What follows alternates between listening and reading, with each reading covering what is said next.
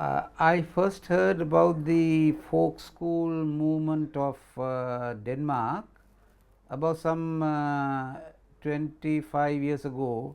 While I was reading a book, I saw a reference.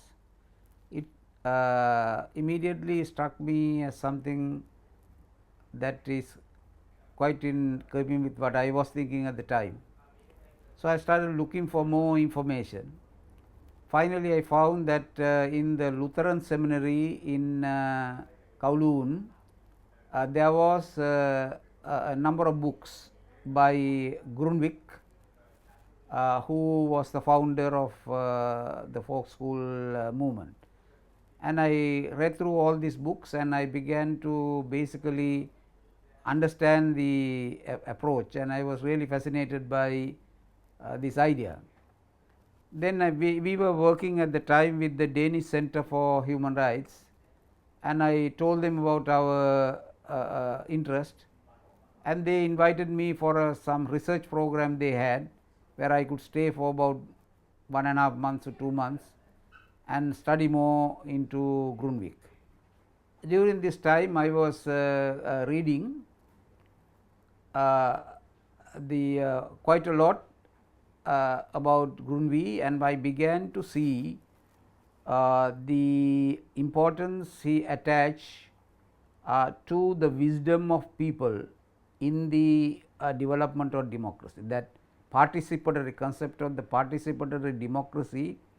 And for participation, there was the need for the people who are affected by problems to come together to discuss among themselves and form their own opinions about how they should go about in solving their problems. This is quite an original concept. It is more than mere trade unionism.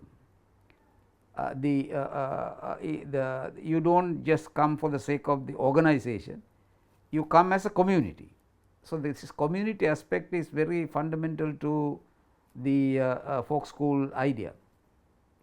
So, when I went in Denmark, I went to some of the folk schools and I went to the house which was old age people's house, which Grundtvig was looking after at the end of his life.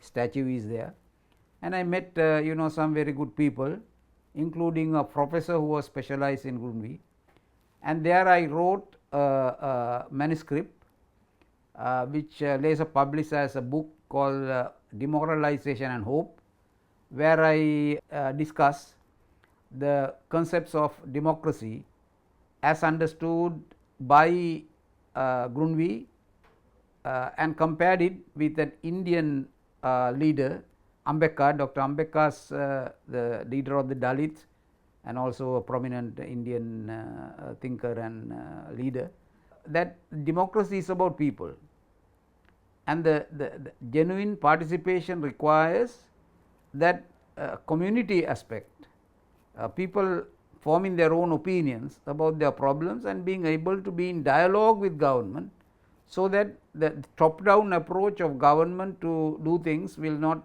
take place. You will discuss. It is of course a very big concept. This whole idea of people's wisdom, that you do not need to go behind a lot of research and a lot of academic work. More important is to get the people to think together. Now, this concept is a little different to the Paulo Freire's pedagogy of the oppressed. As a young man, I was very much familiar with pedagogy. Of course, pedagogy went also with the leftist kind of a thought process and a kind conscientization, a kind of a teaching, and making people conscious about their oppression. Now, the folk school is more of a community based discussion, self understanding, development of community self understanding, and solidarity building in the process, and thereby making democracy something that is solid. That is in in other words, the consensus building is made into a natural process. This natural aspect, and I found that much of in our part of the world this aspect is missing. Democracy is about parliaments, about the law and courts and things like that, but not mere voting. Is about problems, deeply concerned problems, development of ideas by discussion, and carrying these ideas forward together, and in the process of learning. Now, this is what I thought should be brought into the work of the Asian Human Rights Commission, which was beginning its work that time. And we started first of all using this in our training programs. They ceased to be training programs. We brought people together from different countries of Asia. They sat together and we encouraged them to come out with identifying problems, discussing among themselves. So, they became very lively places. We went on for at least about 5 days. Each meeting was lasting 5 days. During whole day it was very engaged. Nobody felt tired, nobody went away, until the very end the people were there, and these people, when they went back, kept in contact, and they started working, and a movement grew. And this movement's impact was what we, through statements, through we combine the idea of Grundtvig, who belongs to some more than a century ago, to the modern communication context. We knew the internet, the email, these have made the communication facilities, the new Facebook and all that also. So, we try to use these people, what they discuss, being transferred to the UN and get a discourse going. So, there was a development of a written material based on oral discussion.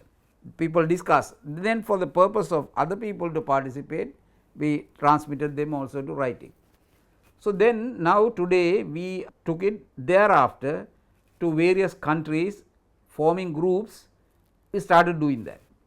The many groups are already in existence, and at the time we used it particularly to fight against torture.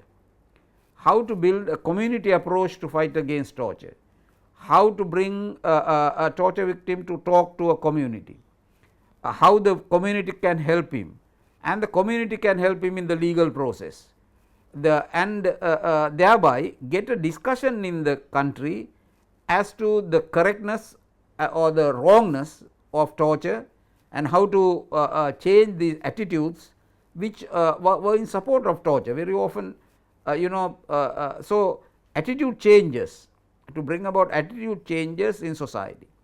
Now, today we are at this new stage where we want to take this to the rural women's movement. Now, there are women's movement, articulate women's movements are mostly urban based, but in particularly in the developing countries, larger section of women who really have very great difficulties and problems are rural women, and they do not speak the the foreign languages. They are don't get the opportunities, many opportunities. So, we want to make this the grassroots base, the rural base, where people, the women themselves will come together. They will discuss their own problems. It may be about cultivation, it may be about domestic problems, above all it may be about community relationships, like the relationship with the police. In particular, oppression in rural oppression is often based on the oppression by the police brutality exercised on the poor people, and this is a major problem in all developing countries. So, how to get people to understand this, how to overcome their intimidation by getting together, at the same time by building links to them from outside, so that rural place people will discuss, do things, but we build links to them in the city, also internationally. So that whatever they are talking will also become a talking point. How to create national talking points on the basis of what people daily talk about, and make them the major issues, not the top down approach of getting ideas from the newspaper or the media, and then what happens to this leader, that leader, and all that, that election becomes the major talking points. Instead, what happened in our village last time, what happened when there is rain and there flood, when there are the children's issues about malnutrition or education and things like that. How to make these community talking points, and how to make community talking points to bring up to the society. So, that this is the kind of movement we want to build with many units in different parts of the country, and then bringing them together, and which we want to replicate in several countries. We are going to make our first pilot project in Sri Lanka on this, with a group of about 18 women's organizations, rurally based, and they will be the first group, and they are already people who are engaged in work, but we want to give them this methodology, so which will empower them, which will make them strong, and also make their voices heard outside. So, this is the idea that we are working on.